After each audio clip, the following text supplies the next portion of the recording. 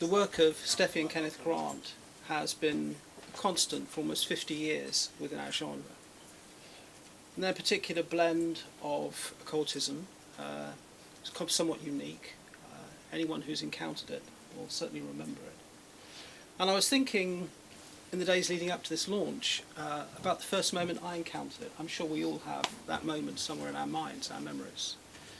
And I want to share with you the moment I had. It was about, I think, 1987, and I was in search of anything to do with Osnos and despair. And I went down to Brighton, which was in those days full of bookshops. And I found a bookshop run by a chap called Nigel Brooks. And Nigel was something of a legend in Brighton. He was a very quietly spoken man, and his window displays were, shall we say, post-structural. I remember encountering it for the first time. His window looked like a truck had simply tipped the contents full of books into the window display. And to any casual passerby, you might just think it was complete chaos. But if you're a bibliophile, you'd look in that enormous great ocean of books and you would see in a corner something sort of esoteric or something that looked like it might be an incredibly valuable first edition, and you'd think to yourself, my God, perhaps he doesn't know what he's doing, and I'll go in and I'll ask. Of course, these were always permanently sold year after year if you went in and asked, but of course the moment you were in the shop, the damage was done. You had to leave with something. And I went to see Nigel, and I looked through his occult section. There was nothing I could see, and I went to ask him, and I said, do you have anything to do with Osnos and despair? And he regarded me for a moment, looked me up and down, as if to say, I wonder if you're worthy. And then very quietly he got out from beneath his counter The Magical Revival and Aleister Crowley and the Hidden God. And I started leafing through them to try and get an understanding of what they were, and I quickly gained there was nothing else quite like this. And I sort of said to him, why are these under the counter and not on the shelves? And he looked at me and he simply said, these are interesting. I'm going to introduce Henrik Bogdan, who has written a superb introduction to the Carfax Monographs, and he will give you an overview, and then I will take over again. Henrik. All right, thanks. Hello, everybody. Okay, so my name is Henrik Bogdan, and I'm an historian of religions at the University of Gothenburg in Sweden. And I've been interested in the work of Kenneth and Steffi Grant for quite some time. And just like Robert here, I also have my own story, but I'm not going to share that now. I'm just going to say that my interest led me into corresponding with Kenneth and then with Steffi Grant, and also that I did a bibliography in 2015, which was published by Starfire Publishing, and later on continue with editing an anthology called Servants of the Star and the Snake, which I think you can find upstairs, in which various authors analyze specific aspects of Kenneth and Steffi's work. And so when I received the invitation to write the introduction to the Carfax Monographs, it was both an honor, but I was also a bit overwhelmed. Because to me, these monographs are something special. They are extraordinary in the sense of their content, but also the artwork that they contain. As you will see when you crack open the new edition and look at the marvelous illustrations and read the fantastic text, those of you who haven't already done so. I also think it's important to stress the fact that when these monographs were first published in 1959 to 1963, nothing like that had ever been published before. These were really groundbreaking works. So nowadays might take for granted much of the Golden Dawn tradition and Crowley's magic and the symbolism connected to the occult revival, so-called. But back then, very little had been published, especially very little substantial, very little accurate information had been published. So I was very thrilled and happy to write a short introduction to the monographs. So what I'll do now, I'm going to read small parts of the introduction, not the entire introduction. and then just say a few more words about the actual monographs themselves, what they contained. So, yeah, so this is what I'll do.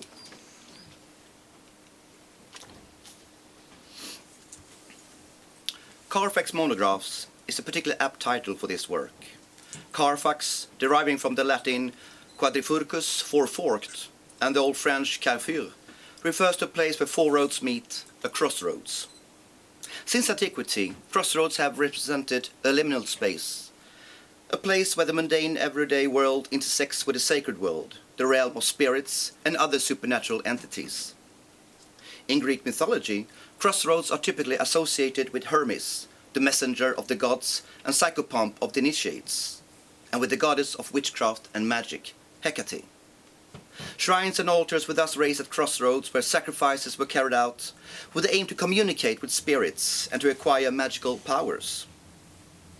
In medieval folk mythology, crossroads were associated with the practice of summoning demons or the devil, with the legend of Faust as the most well-known example. Dr. Faustus, who sold his soul to the devil, or Mephistopheles, in exchange for knowledge and power, famously sealed his ill-fated pact at a crossroads. For the modern reader, however, Carfax is probably more likely to bring to mind Count Dracula's fictional estate in Purfleet, London.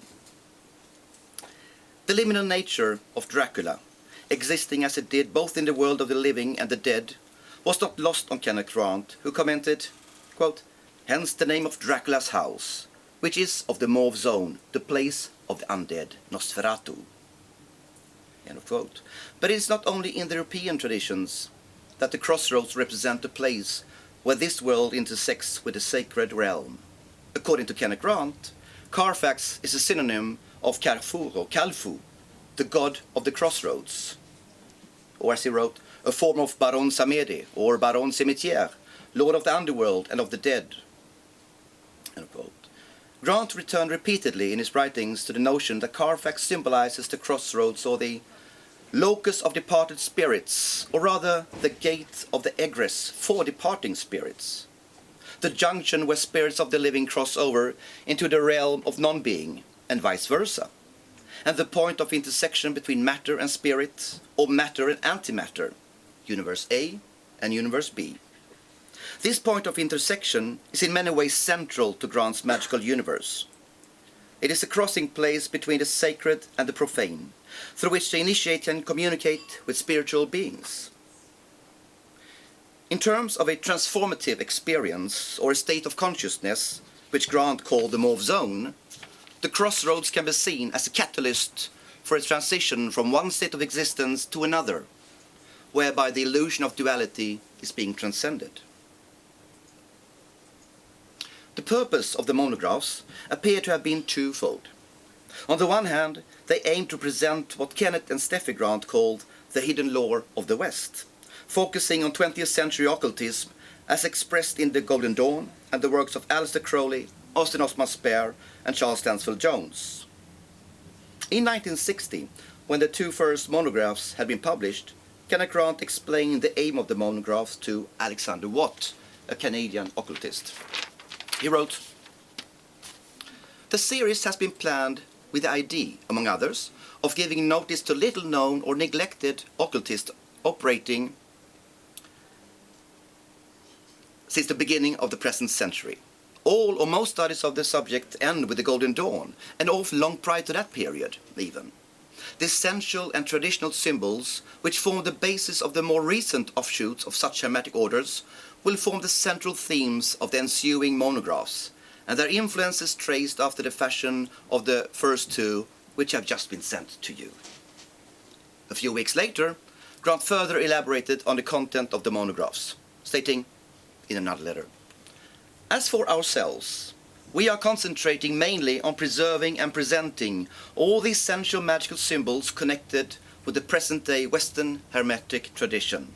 The monographs themselves contain, and will in future contain, diagrams drawn from an exhaustive collection which Steffi Grant has made during more than a decade of research. This collection comprises many magical diagrams presented in correct color for the first time and is contained in a large book with accompanying explanatory text." And this book that he refers to here parts of it is reproduced in facsimile in the new edition. Around the same time, when discussing with another correspondent, when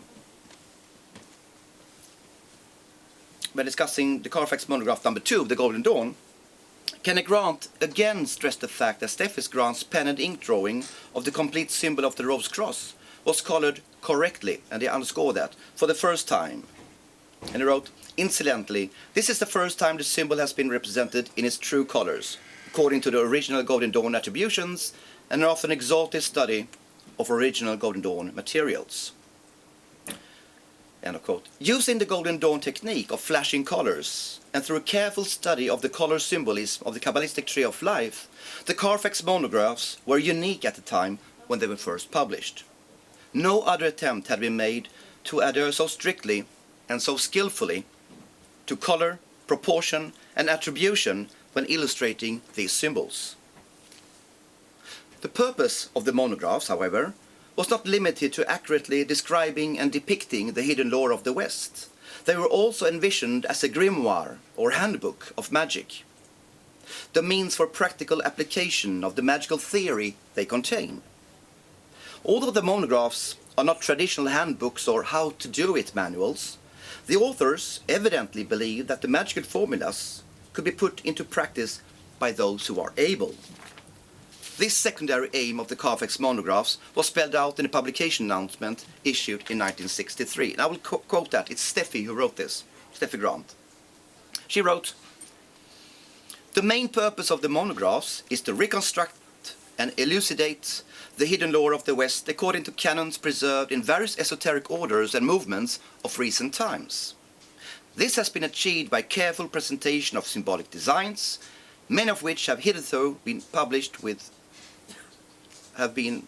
proper regard to color, proportion." One more time.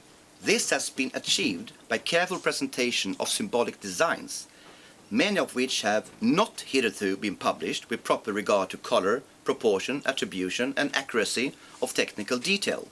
The monographs are not merely a repository of historic interest, but embody information which makes of the series a veritable grimoire for those who are able to apply the formulas contained in them. They show the influence and trend of magical cults in contemporary art and life, and furnish a vehicle for studying Western lore as it emerges today, proclaiming again various truths which science declares to be new. It is inevitable that in the process of development, these monographs have come to concern themselves also with ideas of a distinctly Oriental appearance. These are aligned with their Occidental counterparts and are revealed not as originals of the Western concepts, but as born upon a parallel current which proceed initially from an identifiable, common and primordial home of humanity." And those of you who read Kenneth and Steffi Grant's works know that there's a great emphasis on history and tracing the Typhonian tradition, as they chose to call it, throughout history, bring it back to primordial times. So the publication of the Carfax Monographs between 1959 and 1963 overlapped with the activities of the Gnosis Lodge, which Kenneth Grant headed in London between 1955 and 1962. Originally formed as a lodge within the OTO, it soon functioned as an independent body after a break between Grant and Carl Germer, Crowley's successor as the outer head of the order of the OTO. Within this lodge, Grant assumed the magical name the Master Nodens as the title of the inner head of the order, or the inner invisible head of the order. Grant later published accounts of the activities of the Gnosis Lodge center around the communication with spiritual beings and the exploration of the astral world through visions and rituals. The lodge room, which for a while was in a furrier's shop on Malcolm Street, just off Baker Street, metaphorically speaking, functioned as a crossroads, a point of intersection between matter and spirit.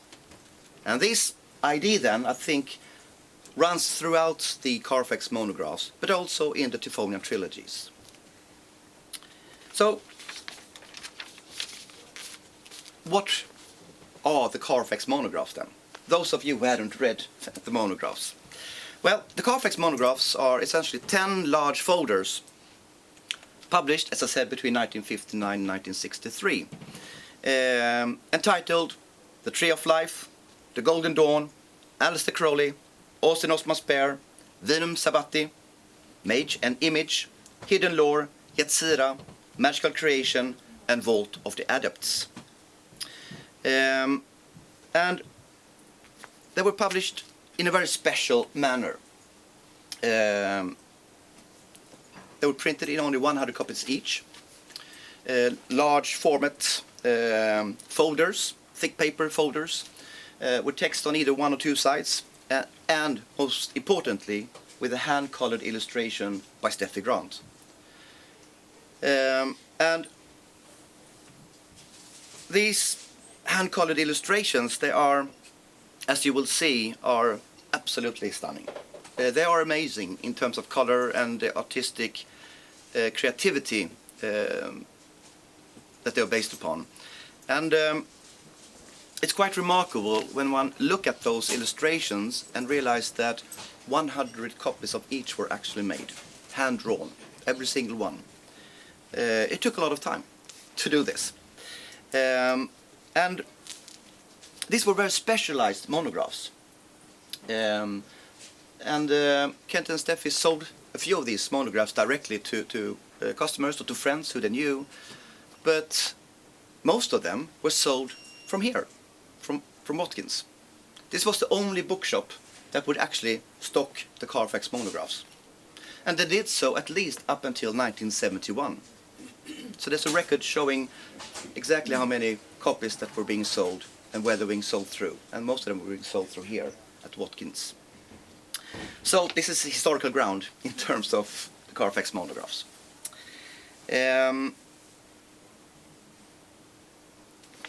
Yes, and I think I should pass the word to you now, because we are at Watkins. Thank you very much, Henrik. Perhaps you can see now why I started with Nigel Brooks, and the role that booksellers have played in the promotion of Grant's work throughout the last 50 years.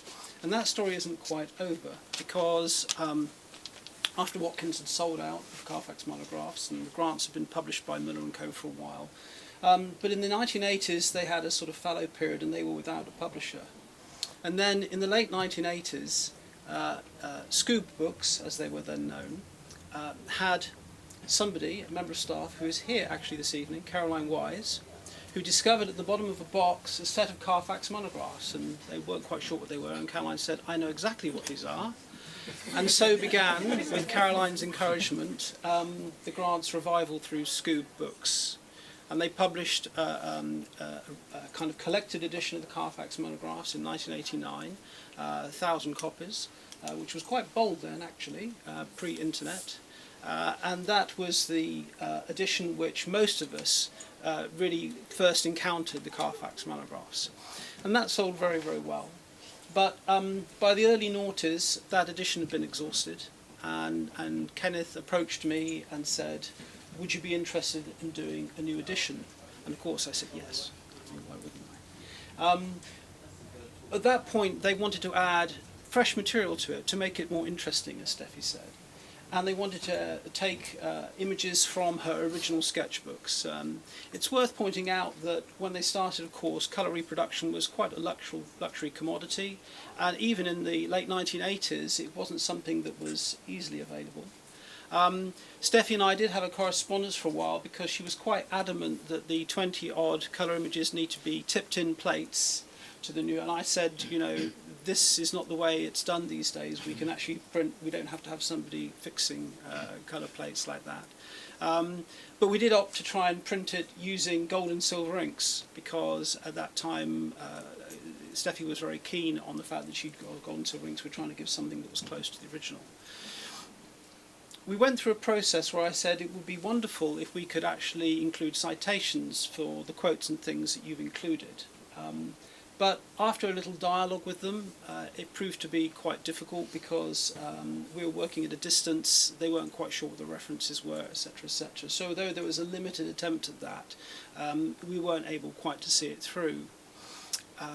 So the edition that Fulgur published in 2006 had many benefits over the previous incarnations, in the sense that it was more widely available than the original edition, and that it had a slightly larger format and more material than the Scuba edition.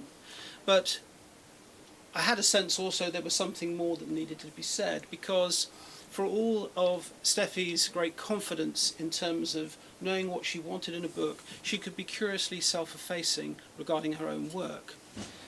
If you sort of pointed out the fact that her art was exceptional in some way, she would always dismiss you as if you were making a suggestion which didn't seem quite right in some way. And that made it quite difficult to sort of present her work in the way which we all felt, actually, that it should be presented. But sadly, Steffi passed in 2019, as I'm sure you know. And we felt that there was now an opportunity to revisit this book and to present her work in the way that it should be presented, because it became very, very clear throughout the work on the Carfax Monographs that Steffi was actually the principal agent in their creation. She contributed 50% of the essays to them, and she contributed almost all of the art, 90% of the art. Her name was first and foremost in writing to individuals and to institutions in order to promote it. And that is one of the reasons why this is the Carfax Monographs by Steffi and Kenneth Grant rather than Kenneth and Steffi Grant. With this new sort of remit, and aided by Michael Staley, who's been incredible support in tracing all of the references, this new edition presents full citations and a full bibliography of their sources. And most of the sources that they have were drawn from their own library at home. So even then, in the late 50s and early 60s, they had a substantial collection of occult works. I hope that this edition gives you a clearer insight into their working. I think that presenting Steffi's sketchbooks as facsimiles gives you what Kenneth would say, a sense of immediacy for her work as an artist, and as one of the rare female voices in occultism, I thought it was important to try and present her work in all its immediacy, as a point of inspiration for other artists to see how she actually worked through the designs, etc., how it was laid out. And so for that reason we've gone for a facsimile. I think it was Martin Starr who, in an essay in The Servants of the Star and Snake, pointed out that Kenneth's approach to occultism was one of the surrealist bricolage. It was a sense of a collecting of various elements. And Steffi would say it was woven together to form this kind of intoxicating whole. I think in some ways the Carfax Monographs are, in a sense, the start of that journey for them. This was them reaching out and trying to create this wonderful sort of tapestry of interesting lore, the hidden lore of the West, as they said. And it's been a privilege and an honour to bring it back into print for you today. Thank you for coming.